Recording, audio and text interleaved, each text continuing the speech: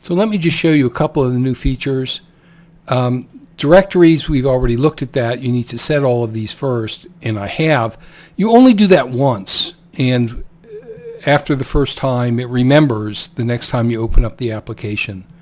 Here's the Import Files button or box, and the only really new thing here is you can import SPSS data files directly. Now this View Edit, I've worked on this quite a bit. This is interesting because when you run PLS, when you run the linear model, and I've done that already, it creates all of the two-stage interaction terms.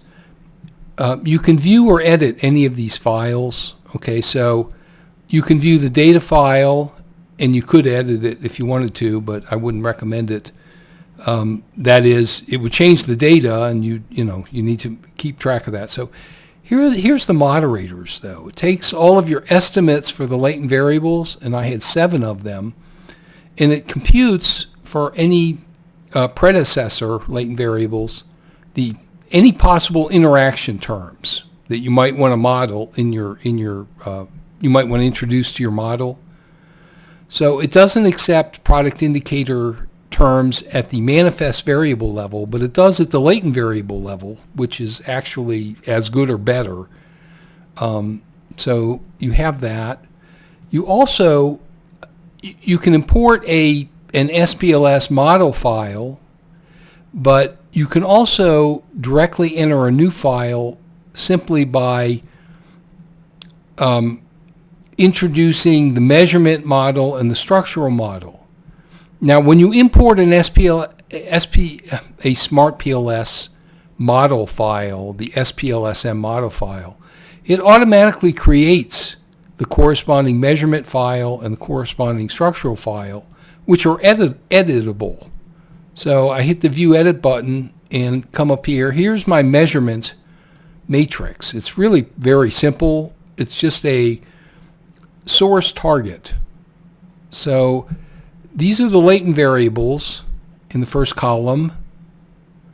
These are the manifest variables or the observed items in the second column. All of these latent constructs in the first column are all reflective. It just shows you source target. Ease of use has this predictor, ease of use 1. Ease of use has this predictor, ease of use 2. Ease of use has this predictor, 3. And so forth. That's all you do. You list the latent variables here and the indicators here if they're reflective. For a formative block, you would switch these two because the arrows point from the indicators to the latent variables. So if this one was formative, you'd list PSP 1, 2, and 3 in the first column and the latent variable in the second column to indicate that the arrow goes from PSP 1 to the latent variable, and therefore it's formative.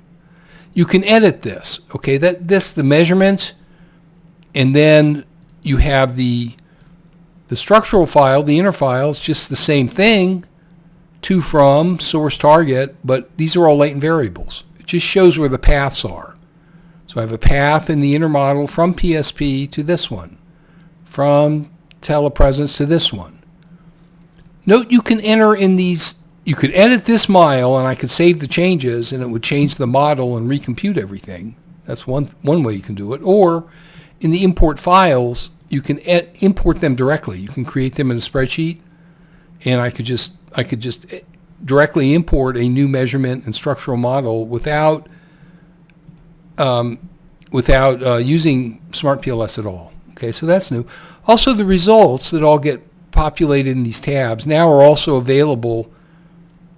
The most current are available here, and all of the results will soon be available here. There'll be results, and then a pop-up box that will ask you if you want PLS reports, if you want the group MGA reports, if you want bootstrapper reports, if you want jackknifer reports.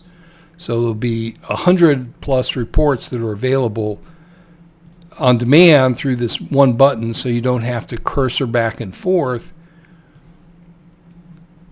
These are the weights and loadings. So you don't have to cursor back and forth through this through this notebook. The most exciting new feature is R Commander, and I have several videos available about that.